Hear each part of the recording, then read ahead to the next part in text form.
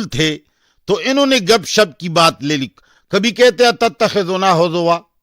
یار ہمارے ساتھ تم گپ لگاتے ہو. اللہ تعالیٰ کی رسول نے فرمایا اعوذ باللہ ان اکون من الجاہلین، خدا نہ کرے کہ میں جاہلوں کی باتیں کروں، میں گپ لگاتا ہوں. پھر پوچھا قالوا ادع لنا ربک یبین لنا ما ہی، ہمیں اس کی عمر بتا دی جائے، کتنی عمر کی گائے ہم ذبح کریں. یہ نہ کرنے کے بہانے ہیں، کتنی عمر والی ہونی چاہیے. پھر جب اللہ تعالیٰ نے وہ بتایا پھر کہا کہ بھئی ہمیں یہ بتا دیں کہ یہ اس کا رنگ کیا ہے، کس رنگ کی گائے کو ہم ذبح کریں. جب وہ بتا دیا گیا تو پھر کہا کہ بھئی اب کچھ نہ کچھ ہمیں ہدایت مل جائے گی اللہ کے فضل و کرم سے. بہرحال یہ ایک اور قول ہے. ایک قول وہ ہے جو میں نے پچھلے درس میں بتایا تھا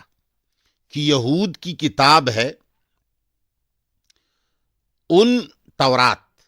تورات کے اندر باب الاستثناء کے اندر ایک پیراگراف میں نے تمہارے سامنے پیش کیا تھا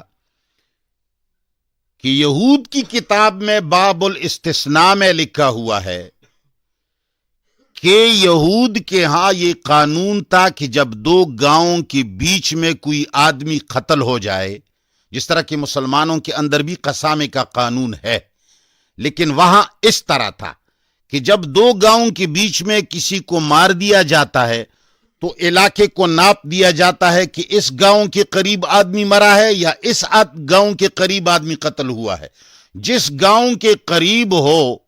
یا دونوں کے بیچ میں ہو تو ان گاؤں والوں سے 50 آدمی چن لیے جاتے ہیں اور ان سے قسم لی جاتی ہے کہ تم قسم کھاؤ کہ اس آدمی کے قتل میں نہ ہم شریک ہیں، نہ ہمیں کوئی پتہ ہے، نہ ہمیں کوئی سراغ معلوم ہے، نہ ہم اس میں کچھ سروکار رکھتے ہیں.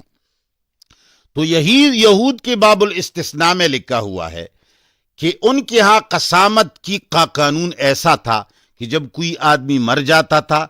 تو وہاں ایک گائے کو ذبح کر کے گائے کے خون کو اس مردہ کی لاش پر پھینک دیا جاتا تھا، یا ان کے کپڑے اس خون کے ساتھ رنگے جاتے تھے، اور پھر 50 آدمیوں کو یا کچھ لوگوں کو لا کر اس گائے کے قربانی کے اوپر قسم اٹھاتے تھے کہ ہمیں اس قتل کا کوئی پتہ نہیں. تو بہرحال